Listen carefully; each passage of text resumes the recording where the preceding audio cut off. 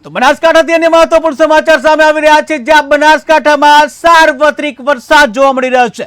બનાસકાંઠામાં સાર્વત્રિક વરસાદ કે જ્યાં વહેલી સવારથી જ વરસાદની શરૂઆત થઈ, ત્યારે જિલ્લાના પાલનપુર, ડીસા, લાખણી, વાવ, થરા, સુઈગામ સહિતના તાલુકાઓમાં મેઘરાજાએ મન મૂકીને બેટિંગ કરી કે જ્યાં જિલ્લાના સરહદી વિસ્તાર એવા સુઈગામમાં 2.5 ઇંચ જેટલો વરસાદ ખાબક્યો। ત્યારે ભારત પાકિસ્તાન બોર્ડર ઉપર આવેલા રણમાં પણ પાણી જોવા મળ્યું, તો બીજી તરફ લાખણીમાં પણ 8 ઇંચ જેટલો વરસાદ ખાબક્યો। ત્યારે ભારે વરસાદની આગાહીને લઈને બનાસકાંઠા કલેક્ટરે જિલ્લાના તમામ તાલુકા હેડક્વાર્ટર ખાતે અધિકારીઓને એલર્ટ રહેવાની સૂચના આપી છે।